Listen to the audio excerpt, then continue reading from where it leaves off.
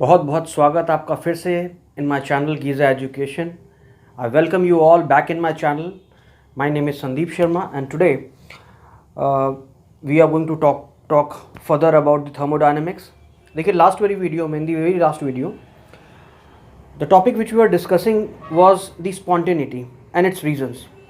Spontaneity एक ऐसी प्रक्रिया जो अपने से हो सकने वाली प्रक्रिया है, जिसे किसी भी एक्सटर्नल सपोर्ट की ज़रूरत नहीं है। कोई भी बाहरी सपोर्ट के बिना होने वाली प्रक्रिया स्पॉन्टेनिटी है। और क्या ऐसे रीजंस थे वो हम लोगों ने देखे लास्ट वाली वीडियो में। हम लोगों ने देखा कि या तो एंथैल्पी में कमी आ रही होगी, एंथैल्पी घट रही होगी, ऐसे रिएक्शन स्पॉन्टेनियस थे, या जिनकी एंट्रोपी बढ़ रही होगी यानी उनकी रैंडमनेस बढ़ रही होगी, यानी कि वो ज़्यादा केओस हो रहे होंगे वो रिएक्शंस जो थे। तो या तो आपकी डिक्रीज इन एंथैल्पी एक रीज़न बनती है या इंक्रीज इन एंट्रोपी एक रीज़न बनती है for a phenomena called spontaneity to takes place. Is that clear? So today what we are going to talk about, thing left with us in the topic. देखिए today we are going to talk further about the limitation of first law because it is all needed, क्योंकि अब second law भी हमें पढ़नी है। second law हमें पढ़नी है तो first law को relate करके ही पढ़ेंगे, जानेंगे कि first law में जो कमियां थी उन कमियों को कैसे सुधारा second law ने, और हम देखेंगे एक मैथमेटिकल ट्रीटमेंट कि किस प्रकार से एंट्रोपी और स्पॉन्टेनिटी और सेकेंड लॉ रिलेटेड है। ठीक है, और फिर अगर समय बचेगा तो हम लोग गिब्स एनर्जी, नहीं तो गिब्स एनर्जी अगले वीडियो में। ठीक है, so by not wasting any more time एक बार फिर से लिमिटेशन डिस्कस करते हैं जो फर्स्ट लॉ की थी। फर्स्ट लॉ की कमियां कह सकते हैं आप। कमियां इसलिए कह रहा हूं मैं, देखिए फर्स्ट लॉ पूरी वैलिड लॉ है, हर जगह एग्जैक्टली एनर्जी कंजर्वेशन प्रिंसिपल में वर्क करती है। कहती है एक सिस्टम हीट लूज करेगा, दूसरा सिस्टम हीट गेन करेगा, लेकिन ये नहीं बता पाती है कौन सा लूज करेगा और कौन सा गेन करेगा, है ना। तो यही कमियां तो वैलिड तो है, लेकिन नेचर में बहुत से फिनोमेना जो हो रहे हैं, जो अपने आप से हो रहे हैं, जिसको हम स्पॉन्टेनियस कहते हैं, वो फिनोमेना फर्स्ट लॉ एक्सप्लेन नहीं कर पा रही थी। ठीक है, जल्दी से हम लोग लिमिटेशन लिखते हैं। पहली चीज़ तो ये है कि वो हीट फ्लो का डायरेक्शन नहीं बता पा रही थी, जबकि हम जानते हैं कि हीट फ्लो का एक डायरेक्शन है ना। उसने तो बस ये कहा कि इधर से निकलेगी उधर जाएगी, उधर से निकलेगी इधर से जाएगी, जो कि सच्चाई भी है। हीट एक जगह से निकली दूसरी जगह जाएगी, ये एनर्जी कंजर्वेशन पे प्रिंसिपल वर्क करता है, हीट हमारी लॉस नहीं हो रही है। लेकिन यार ये नहीं बता पा रही थी कि वो किधर से निकलेगी और किधर को जाएगी, है ना। डायरेक्शन नहीं बता पा रहे थे हीट का डायरेक्शन, है ना, हीट डायरेक्शन ये नहीं बता पा रहे थे। और बहुत से रिएक्शन फिनोमेना जो होते हैं उनके होने की कंडीशन, उनके होने की फिजिबिलिटी, यानी अगर वो फिजिबल हैं, रिएक्शन हो रहे हैं, तो ये नहीं बता पा रहे थे वो क्यों फीजिबल है ना। यानी स्पॉन्टेनिटी को ही डिस्कस नहीं कर पा रहे थे वो, स्पॉन्टेनिटी, ठीक है, कि वो रिएक्शन स्पॉन्टेनियस है। और जो रिएक्शन स्पॉन्टेनियस हैं वो एक ही डायरेक्शन में क्यों मूव कर रहे हैं, वो एक डायरेक्शन में, स्पॉन्टेनिटी मतलब फीजिबिलिटी, एक प्रकार से आप कह सकते हैं फीजिबिलिटी। ठीक है, स्पॉन्टेनियस है तो वो एक ही डायरेक्शन में क्यों मूव कर रहे हैं, यानी कि इरिवर्सिबल रिएक्शन जो है, इरिवर्सिबल अगर है रिएक्शन तो वो क्यों है, वाई दे आर इरिवर्सिबल। ठीक है, क्यों नहीं वो रिवर्सिबल हो सकते हैं, एक ही डायरेक्शन में क्यों प्रोसीड कर रहे हैं, क्या वजह है, एक डायरेक्शन में जाने की क्या वजह है, ये नहीं बता पा रहे थे। और सबसे इम्पॉर्टेंट और ख़ास कि वो ये एकदम नहीं बता पा रहे थे कि जब वर्क होता है, जब हम वर्क करते हैं हीट लेकर, यानी सिस्टम से हीट लेकर जब हम वर्क करते हैं, हीट हमने ली, सिस्टम से वर्क किया, तो सारी की सारी हीट वर्क में क्यों नहीं कन्वर्ट हो पाती, यानी एफिशिएंसी एक्सप्लेन नहीं कर पा रहे थे। यानी कि जो भी हीट हम सिस्टम से निकालते हैं उससे पूरा वर्क क्यों नहीं कर पाते, बाकी बची एनर्जी कहाँ चली जाती है, इसको एक्सप्लेन नहीं कर पा रहे थे। तो ये एक प्रकार की लिमिटेशन थी। तो एक प्रकार से अगर हमको देखा जाए तो हमारी जो सेकेंड लॉ है, तो सेकेंड लॉ है क्या, पहले हम लोग ये डिस्कस कर लें और फिर हम लोग देखते हैं कि स्पॉन्टेनिटी से, एंट्रोपी से कैसे रिलेटेड है वो। तो second law of thermodynamics basically क्या कहता है, ये खास बातें अगर हम लोग लिख दें, एक डेफिनेशन ही कह सकते हैं आप उसको, it can be said in terms of definition as well. देखिए 2-3 पॉइंट्स मैं इसको डिफाइन करना चाहूँगा, बाकी जो अलग अलग लोगों ने स्टेटमेंट्स दिए हैं वो भी बताऊँगा आपको। जो मेरी समझ है वो ये है कि एक प्रकार से 3 स्टेटमेंट में आप इस समअप कर सकते हैं आप। पहली बात तो ये है, heat can not be transfer from cold body to hot body, heat can not transfer from cold body to hot body, cold to hot body, number 1, ये नहीं हो सकता, ये संभव नहीं है, ठीक है। नेचुरल तरीके से आप नहीं हो सकता, ये नेचुरली कोई इंजन नहीं बना सकते आप कि ये कर सके ये। इनफैक्ट क्लॉजेस का स्टेटमेंट भी यही बात कहता है। सेकेंड चीज ये है, याद रखिए, कभी भी हीट जो तुम, एक बात तो श्योर है कि हीट ठंडे से गर्म में तो नहीं निकाली जा सकती, ठंडे से गर्म में ट्रांसफर नहीं की जा सकती, नंबर 1। नंबर 2, इसका मतलब ये तो श्योर हो गया कि हॉट से ही कोल्ड में जो है हीट ट्रांसफर होगी, तो हॉट से भी हीट निकाल कर तुम यार उसको कंप्लीट वर्क नहीं करवा सकते। हॉट से भी निकालोगे ना तो you can not completely convert into work, कुछ अमाउंट ऑफ एनर्जी वेस्ट होनी ही होनी है, और वही वेस्टेज की एनर्जी जो होती है एंट्रोपी होती है, एंट्रोपी वाली एनर्जी। अभी मैं समझाऊंगा ये चीज, ठीक है। देखिए, तो सेकेंड चीज ये है कि heat can not B completely converted into work, ठीक है। यानी कोई ऐसा इंजन आप नहीं निकाल सकते, एफिशिएंसी आप जानते हैं ना, जो वर्क कर रहा हो और जो हीट दी गई हो, ये कभी भी 1 के बराबर नहीं हो पाएगी, ये हमेशा लेस देन 1 ही होगी। यानी वर्क जो ये कर रहा है, यानी इसका मतलब ये है कि work will always be less than Q, work हमेशा दी गई हीट से कम ही होगा। क्यू और वर्क दोनों ही एनर्जी है, तो क्यू बराबर एनर्जी आपने दिया तो वर्क जो हो रहा है उस दी हुई एनर्जी से कम ही हो रहा है, तो बाकी एनर्जी गई कहाँ? बाकी एनर्जी वेस्ट हो गई यार, अनअवेलेबल एनर्जी, वही एंट्रोपी वाली एनर्जी, बताऊंगा अभी। ये बात समझ में आई? तो एफिशिएंसी कभी भी इक्वल टू 1 नहीं हो सकती, लेस देन 1 ही होगी, याद रखना। अब आगे और सबसे इंपॉर्टेंट पार्ट जो हमने स्पॉन्टेनिटी पढ़ी है, अब उस पर आ जाते हैं, ठीक है। देखिए, कोई चीज़ें एक बार में आएंगी नहीं, आपको 10 बार आपको वीडियो देखना पड़ेगा, चीज़ों को इन्वॉल्व होना पड़ेगा, समझना पड़ेगा, वो समझ तुम्हें अपने आप आ जाएगी, है ना। एक बार के झटके से कोई चीज़ करने की कोशिश मत करो, वो हो नहीं सकता अनटिल अनलेस कि आप बहुत ही अधिक, भगवान की दया है आप पे, ऐसा ब्रेन मिला है आपको कि एक बार पढ़ने में आ जाए, वरना आपको बार बार पढ़ेंगे तो इंसानी दिमाग ऐसा है कि वो समझ लेगा। थर्ड इंपॉर्टेंट चीज, जितने भी नेचुरल प्रोसेस हो रहे हैं जो कि स्पॉन्टेनियस है तो इसका मतलब इर्रिवर्सिबल, यानी एक डायरेक्शन में मूव कर रहे हैं। स्पॉन्टेनियस हैं मतलब इर्रिवर्सिबल हैं, और अगर इर्रिवर्सिबल हैं, स्पॉन्टेनियस हैं, तो ये आप मान लीजिए कि पूरे यूनिवर्स की एंट्रोपी उससे बढ़ ही रही होगी। याद रखिए, बहुत इंपॉर्टेंट स्टेटमेंट है, ठीक है। यानी कि जब भी एक स्पॉन्टेनियस रिएक्शन होगा, स्पॉन्टेनियस रिएक्शंस यानी नेचुरल रिएक्शंस, वो जो अपने से हो रहे हैं reactions, always increase the entropy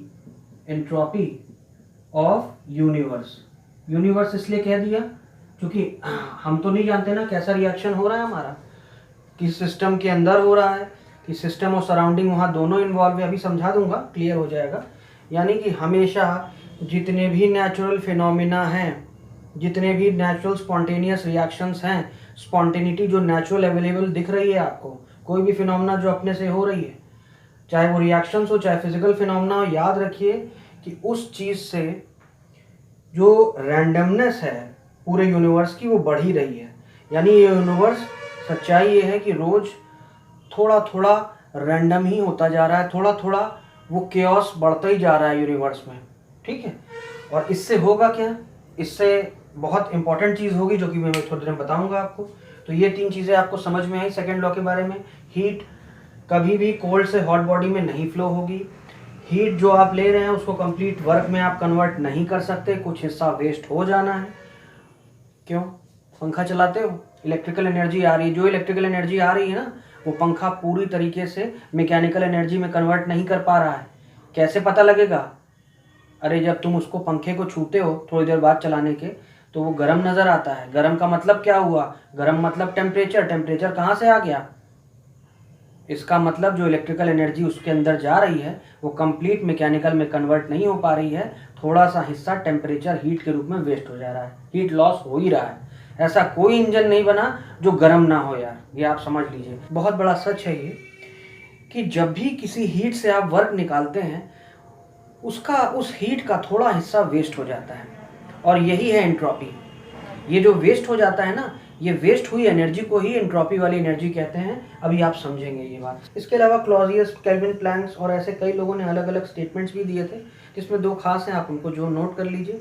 जैसे क्लॉजियस का स्टेटमेंट तो यही था कि कोई भी ऐसा इंजन आप नहीं बना सकते, कोई नेचुरल मशीन नहीं बना सकते जो साइकिल में वर्क करे और कोल्ड बॉडी से हीट निकाल के हॉट बॉडी को दे दे। ऐसा तुमको आर्टिफिशियल इंजन बना सकते हो, नेचुरल इंजन नहीं बना सकते कि कोल्ड से हॉट में हीट खींच ले, वो ऐसा पॉसिबल नहीं है।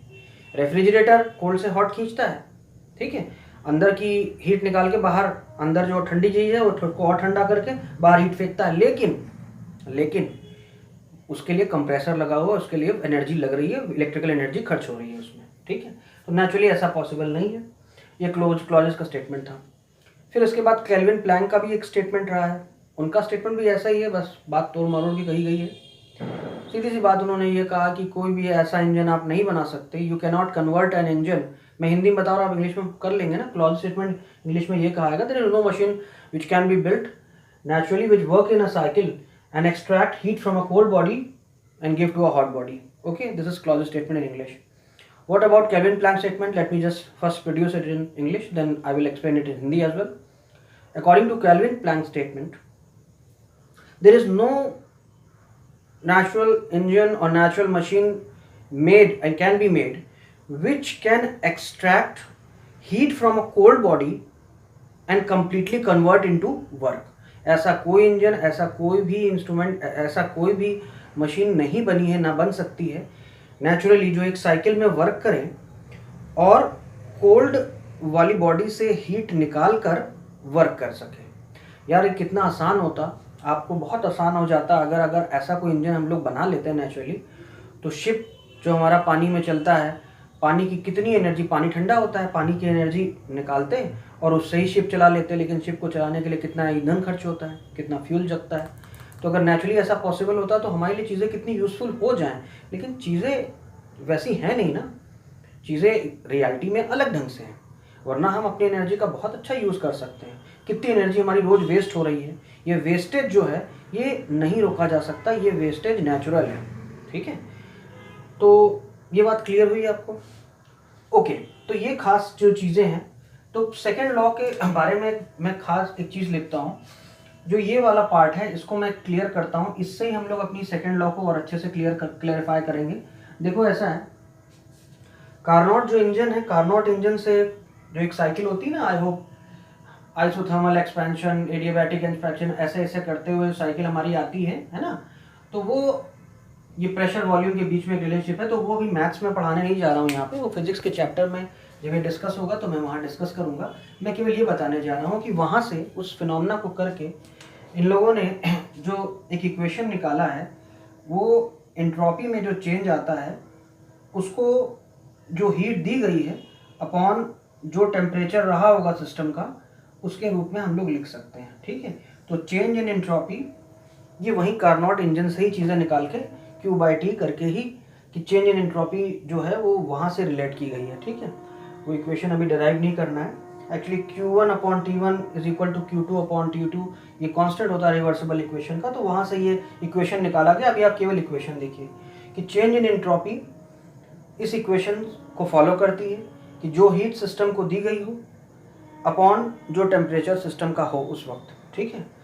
तो ऐसा है, आप इस चीज़ को मैंने क्यों लिखा, क्योंकि मैं ये जानता हूँ कि थर्ड इक्वेशन है, मैंने क्या कहा है कि स्पॉन्टेनियस रिएक्शन में एंट्रोपी हमेशा बढ़ती है, यानी एंट्रोपी बढ़ती है, यानी कि आप एंट्रोपी को कैसे डिनोट करते हैं, एंट्रोपी को आप डिनोट करते हैं एस से।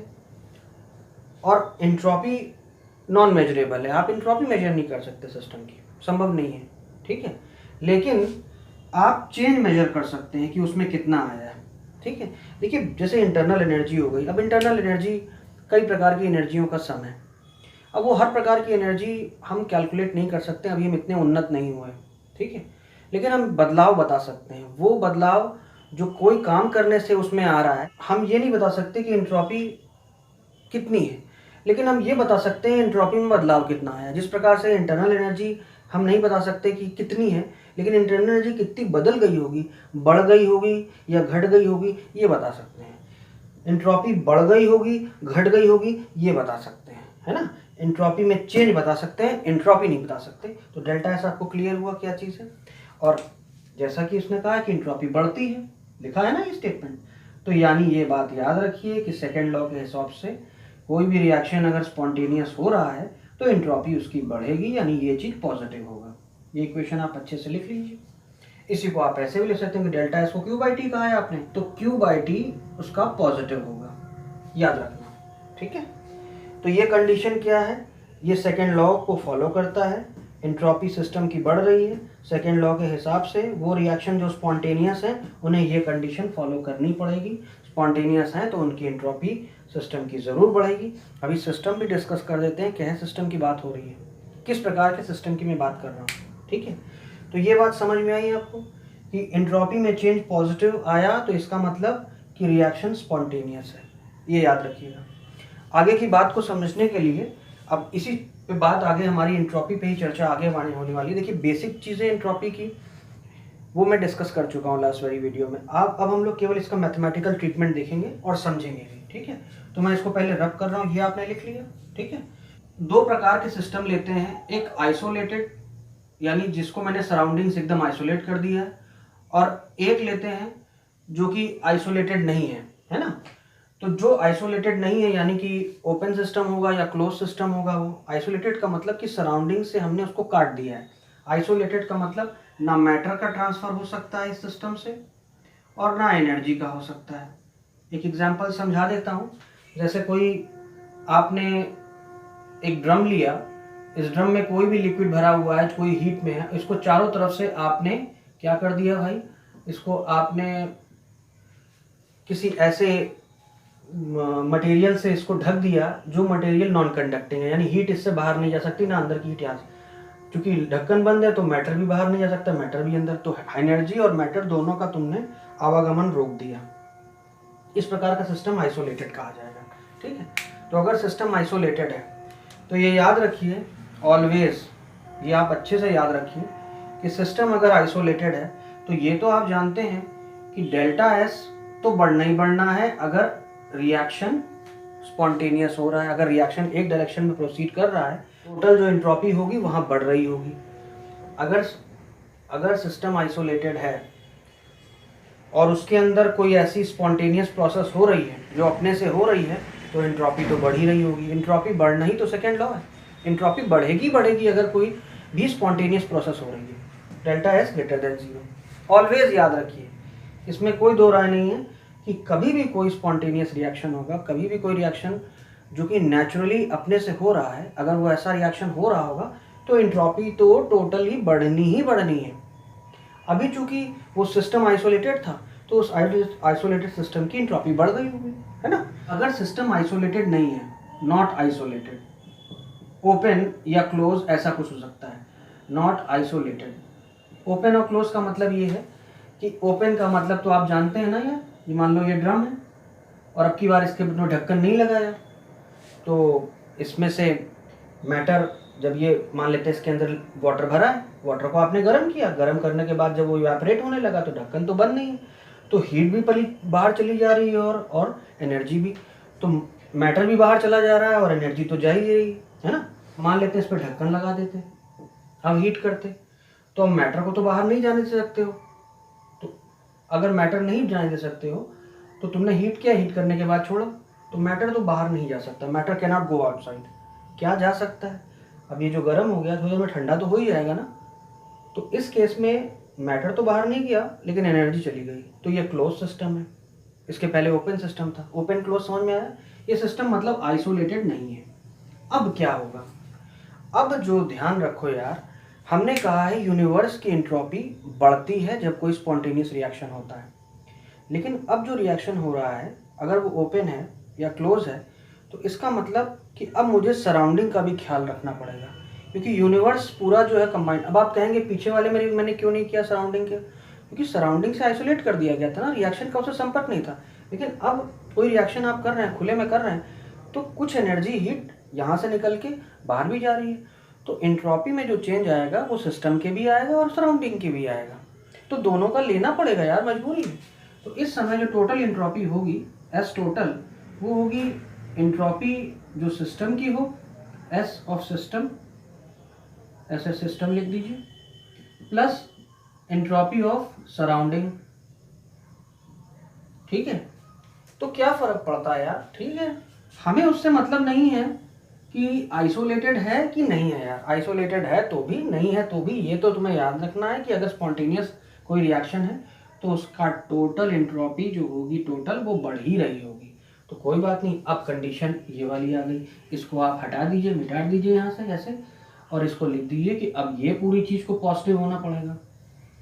ठीक है, यानी क्योंकि अब जो टोटल एंट्रोपी है वो सिस्टम और सराउंडिंग दोनों की लेनी चलनी है हमको, है ना। तो total entropy of the system and surrounding ये जो है ये बढ़ेगी, ये पॉजिटिव ही आएगी, याद रखिए। ठीक है, अब जैसा कि आप एक चीज़ जानते हैं अच्छे से कि एंट्रोपी का जो चेंज होना होता है वो टेम्परेचर पे होता है। कम टेम्परेचर पे आप सिस्टम को हीट दें और ज़्यादा टेम्परेचर पे हीट दें तो कम टेम्परेचर पर एंट्रोपी में ज़्यादा चेंज आता है, क्योंकि जो मॉलिक्यूल्स, जो पार्टिकल्स उसके अंदर थे जो एकदम वाइब्रेट नहीं कर रहे थे, जब उनको टेम्परेचर मिला, जब उनको हीट मिली तो वो वाइब्रेट करने लगे, केओस में आने लगे, रैंडम होने लगे, इधर उधर मूव करने लगे, ज़्यादा फ्री हो गए। लेकिन अगर वो ऑलरेडी बहुत टेम्परेचर पे हैं, इसका मतलब ऑलरेडी वो बहुत वाइब्रेट कर रहे हैं। याद रखिए, ज़्यादा टेम्परेचर पे एंट्रोपी ज़्यादा होगी, कम टेम्परेचर पे एंट्रोपी कम होगी, लेकिन कम टेम्परेचर पे जो एंट्रोपी में चेंज आ सकता है वो ज़्यादा आ सकता है, क्योंकि यहाँ पे है तो यहाँ तक जो मॉलिक्यूल थोड़ा वाइब्रेट कर रहा था वो ज़्यादा वाइब्रेट करने लगेगा। अब जो ऑलरेडी ज़्यादा वाइब्रेट कर रहा था वो यार अपनी मैक्सिमम लिमिट पे था। तो इसका मतलब ये है कि हाई टेम्परेचर पर हीट देने से एंट्रोपी में ज़्यादा चेंज नहीं आता। आप जानते हैं कि कोई भी रिएक्शन जो रिवर्सिबल हो, आपको पता है कि इक्विलिब्रियम तक ही जाता है। तो ये याद रखिए कि जैसे ही रिएक्शन बढ़ा, आगे फॉरवर्ड प्रोसीड किया, जैसे ही रिएक्शन आगे बढ़ा उसकी एंट्रोपी बढ़ने लगती है और ये मैक्सिमम हो जाती है। नोट डाउन कीजिए, entropy becomes maximum at equilibrium. तो जो चीज़ मैक्सिमम हो गई है अब वो क्या चेंज होगी, it can not change further. तो याद रखिए कि चेंज इन एंट्रोपी इक्विलिब्रियम पर ज़ीरो होती है, ये याद रख लीजिए। मैं बाकी अब चीज़ें मिटा दे रहा हूँ, यहाँ पे जो खास चीज़ें हैं वो मैं लिख दे रहा हूँ। तो याद रखिए ये चीज़, इतनी चीज़ें नोट कर ली है ना वो आपने इतनी। तो मैं ये कह रहा हूँ कि delta S is equal to zero at equilibrium. ठीक, याद रखिएगा। अगर delta S greater than zero है, यानी कि चेंज एंट्रोपी पॉजिटिव आ रहा है, इसका मतलब रिएक्शन फॉरवर्ड प्रोसीड कर रहा होगा, यानी रिएक्शन स्पॉन्टेनियस होगा, रिएक्शन इज स्पॉन्टेनियस। ठीक है, और अगर डेल्टा एस नेगेटिव आ रहा है तो इसका मतलब रिएक्शन नॉन स्पॉन्टेनियस है, रिएक्शन इज नॉन स्पॉन्टेनियस, यानी जिस डायरेक्शन की बात हो रही है उस डायरेक्शन में रिएक्शन नहीं बढ़ रहा है।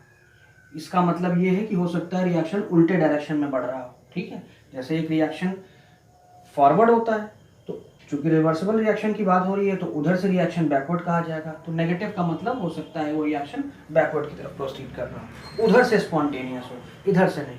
इतनी बात समझ में आई।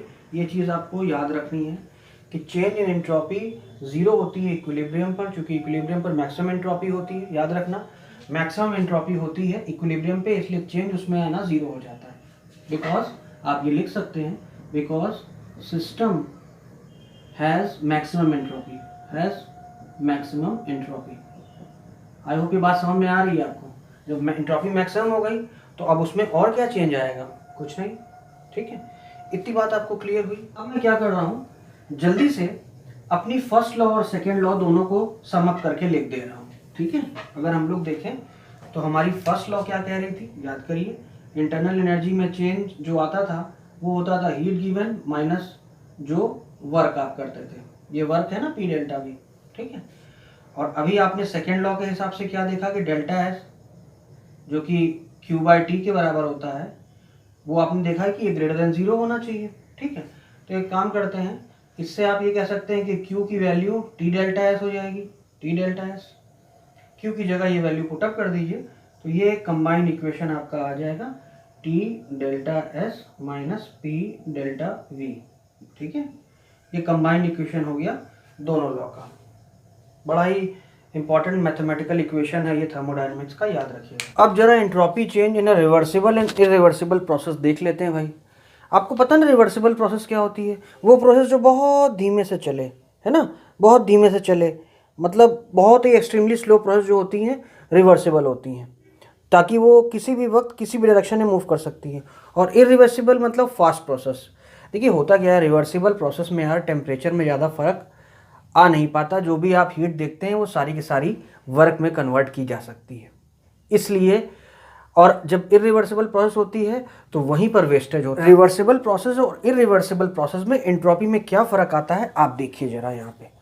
देखिए ऐसा है, जैसा कि आप जानते हैं कि अभी चेंज इन एंट्रोपी को हम लोगों ने Q/T कह रखा है, ठीक है, ये तो हम लोग लिख चुके हैं। ठीक, अब ज़रा गौर से देखो, समझो चीज़ों को, कि अगर रिवर्सिबल प्रोसेस है, क्या है, रिवर्सिबल, अगर रिवर्सिबल है तो क्या होगा। देखो मान लेते हैं सिस्टम जो हमारे पास है वो सराउंडिंग से Q हीट एब्जॉर्ब कर रहा है, तो एक बात बताइए, अगर Q हीट एब्जॉर्ब कर रहा है तो सिस्टम की हीट बढ़ी होगी क्योंकि सिस्टम ने एब्जॉर्ब की हीट, और सराउंडिंग की Q हीट घट गई होगी। तो अगर हम लोग सिस्टम करें डेल्टा एस सिस्टम देखें तो उसमें Q हीट बढ़ गई होगी क्योंकि उसने सराउंडिंग से Q हीट ले ली है, तो उसमें जो चेंज इन एंट्रोपी हुआ होगा वो Q/T लिखा जा सकता है।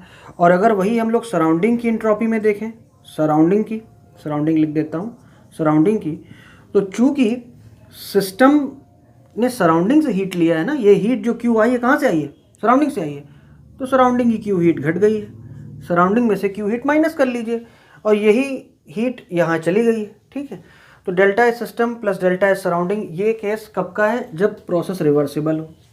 ठीक है, सिस्टम ने जितनी हीट दी होगी कांस्टेंट टेम्परेचर पे हो रहा है, और उतनी, तो आपको पता है कि डेल्टा एस टोटल क्या होता है, डेल्टा एस टोटल होता है delta S system plus delta S surrounding, यही होता है ना। तो डेल्टा एस सिस्टम क्या है भाई, Q/T, देखिए, प्लस डेल्टा एस सराउंडिंग क्या है भाई, माइनस Q/T। ठीक, क्या रिजल्ट आ रहा है इनका, Q/T minus Q/T plus minus minus, ये आ रहा है 0। इसका मतलब एंट्रोपी यूनिवर्स की नहीं बढ़ती, 0 रहती है वो। तो अगर रिवर्सिबल प्रोसेस है तो याद रख लो कि सिस्टम की एंट्रोपी में कोई चेंज नहीं आएगा, याद रख लो ये।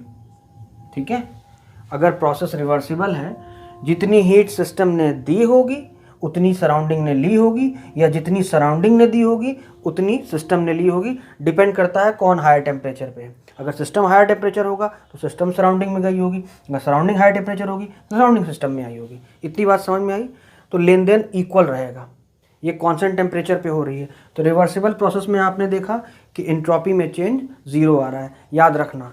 अब मैं इरिवर्सिबल देखता हूँ। अब देखो इरिवर्सिबल समझने के लिए ध्यान से देखो बोर्ड पर, सी वेरी केयरफुली। अब मान लेते हैं सिस्टम जो है वो T1 टेम्परेचर पे है और ये irreversibly Q amount of heat surrounding को ट्रांसफ़र करता है। ध्यान देना, सिस्टम T1 टेम्परेचर पे है और सराउंडिंग जो है T2 टेम्परेचर पे है। ठीक है, सिस्टम T1 टेम्परेचर पे है और T1 मान लेते हैं ग्रेटर देन T2 है, तभी तो हीट ट्रांसफ़र कर पाएगा ना। सिस्टम की अगर टेम्परेचर ज़्यादा नहीं होगा तो हीट ट्रांसफ़र कैसे होगी। तो सिस्टम ने Q amount of heat irreversible तरीके से फास्ट तरीके से T2 को सराउंडिंग को ट्रांसफ़र किया। तो एंट्रोपी में सिस्टम की जो चेंज आया होगा, change in system entropy, system लिख लेते हैं, वो कितना आया होगा, Q उसने निकाला है ना अपने से, तो लिख लेते हैं माइनस Q/T1। और सराउंडिंग में क्या चेंज आया होगा भाई, सराउंडिंग में डेल्टा एस सराउंडिंग लिख लो, ये आया होगा Q/T2, क्योंकि सराउंडिंग का टेम्परेचर T2 है और Q अमाउंट उसने ली है हीट, क्योंकि हीट सिस्टम से निकली है, Q दोनों में सेम है, इधर से Q हीट निकली उधर से Q गई। वो बात अलग है कि सिस्टम T1 टेम्परेचर पे है तो उसमें से जो एंट्रोपी में चेंज आया होगा Q/T1 आया होगा माइनस में, चूँकि हीट निकली है और सराउंडिंग में वो हीट गई है, तो उसमें जो इंट्रॉपी में चेंज आया होगा Q बाई T2 आया होगा, ठीक है। डेल्टा एस टोटल देखो क्या है, डेल्टा एस टोटल देखोगे यहाँ पे, तो delta S system plus delta S surrounding, इन दोनों का सम होगा, तो minus Q by T1 plus Q by T2। अब देखो इसमें से आप चाहें तो Q कॉमन ले लीजिए, Q कॉमन ले लीजिए तो ये हो जाएगा -1/T1 प्लस 1/T2, ठीक है। या इसको ऐसे लिख लो, ये माइनस में है तो 1/T2 पहले लिख लो, -1/T1 लिख लो, तो ऐसे कर देते हैं, T2 यहाँ माइनस हटा दो और यहाँ माइनस लगा लो और यहाँ T1 लिख लो, ठीक है। इसका अगर तुम सॉल्यूशन देखोगे तो मैं यहाँ पे इसको कर दे रहा हूँ, वहाँ नीचे जगह नहीं है, तो Q आप ऐसे रहने दीजिए, इसको लिखेंगे आप T1 minus T2 upon T1 T2, ठीक है। एलसीएम लेके कर दो। अब तुम ये बताओ यार, T1 बड़ा है ना और T2 छोटा है, तो T1 माइनस T2 पॉजिटिव नहीं हुआ, तो यानी Q तो पहले से ही पॉजिटिव है, दी गई है, तो इसका मतलब कि ये ओवरऑल चीज़ पॉजिटिव आ गई। ये क्या है overall cheese? Total entropy of the universe. तो यहाँ पर इंट्रॉपी ऑफ द यूनिवर्स आपकी पॉजिटिव आई, ठीक है। तो इरिवर्सिबल प्रोसेस जो होती हैं आपको पता है वो स्पॉन्टेनियस होती हैं, देख लीजिए उसकी इंट्रॉपी क्या हुई है, यूनिवर्स की बढ़ी है, ठीक है। तो यहाँ पर रिवर्सिबल में ये इंट्रॉपी में चेंज 0 आता है और इरिवर्सिबल में ये पॉजिटिव आता है, ठीक है। अब सब कुछ जल्दी से, अगर नोट नहीं किया देख लो जल्दी से, और अब मैं मिटार के मुद्दे की बात लिखता हूँ जो आपको अब याद रखना है, कभी भूलना नहीं, भूल से भी इसको मत भूलना, कभी नहीं। रिवर्सिबल, तो रिवर्सिबल में आपने देखा कि change in entropy of the universe 0 होती है, और इरिवर्सिबल में मैं इरिवर्सिबल करके लिख देता हूँ, चेंज इन एंट्रोपी पॉजिटिव होती है, कभी मत भूलना, ठीक है, याद रखना। अब यार अलग अलग सिस्टम के लिए एडियाबैटिक सिस्टम है, आइसोथर्मल है, आइसोबैरिक है, आइसोकोरिक है, आप चाहें तो डिराइव कर सकते हैं, 2 मिनट लगेगा। मैं एडियाबैटिक आपको दिखा देता हूँ। देखिए मान लेते हैं एडियाबैटिक है, एडियाबैटिक में आप जानते हैं क्या होता है, एडियाबैटिक का मतलब कि हीट का ट्रांसफ़र वहाँ होगा नहीं, होगा ट्रांसफ़र? नहीं होगा। तो इसका मतलब अगर हीट का ट्रांसफ़र नहीं हो रहा है तो आप याद करिए, आप डेल्टा एस क्या लिखते हैं, डेल्टा एस को आप लिखते हैं Q बाई T, ठीक।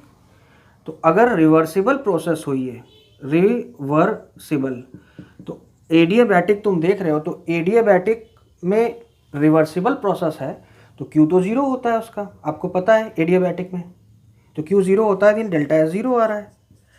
तो एडियाबैटिक रिवर्सिबल प्रोसेस में चेंज इन एंट्रोपी, यानी कि एंट्रोपी में कोई चेंज नहीं आता अगर रिवर्सिबल है। अब फिर से वही बात है कि अगर इरिवर्सिबल है तो इरिवर्सिबल में एंट्रोपी में चेंज आपको पता है क्या होता है, इसको हम लोग लिखते हैं greater than Q by T, ऐसे लिखते हैं ना इरिवर्सिबल में, यहाँ पे equal to Q by T लिखते हैं, तो Q तो यहाँ 0 था तो इसलिए ये 0 हो गया, ठीक है। और अगर इरिवर्सिबल होता तो इरिवर्सिबल के लिए कंडीशन मैंने यहाँ बताई है ना, इसको आप Q बाई T भी लिख लिया करिए ताकि आपको कोई कन्फ्यूजन ना हो। यहाँ का मतलब Q बाई T यहाँ 0 होता है, यहाँ Q by T greater than 0 होता है। तो अब ये बताइए कि Q अगर 0 हुआ तो ये पूरा चीज़ 0 हो गया, तो डेल्टा एस ग्रेटर देन 0 हो गया ना, Q तो 0 ही लिखना है आपको क्योंकि ये तो भाई एडियाबैटिक प्रोसेस है। तो एडियाबैटिक इरिवर्सिबल में एंट्रोपी बढ़ती है, एडियाबैटिक रिवर्सिबल में नहीं बढ़ती, ठीक है। ये आपको मैथमेटिकल क्लियर हुआ ये चीज़ है। अब कुछ जो फॉर्मूलेज हैं, आइसोथर्मली एडियाबैटिक आपने देख लिया, इसी प्रकार से आइसोथर्मली, अब ऐसे बनाऊंगा तो वीडियो बहुत बड़ा हो जाएगा, तो उसको मैं सेपरेटली कॉम्पिटिटिव के सेक्शन, कॉम्पिटिशन का सेक्शन मैं अलग से वीडियो बनाऊंगा जहाँ पे मैं कुछ कॉम्पिटिशन की जो कुछ बातें हैं इसमें नहीं हो पाई हैं वो मैं अलग से आपको फॉर्मूलेज और वो दूंगा, आप उसको रेफ़र कीजिएगा, ठीक है।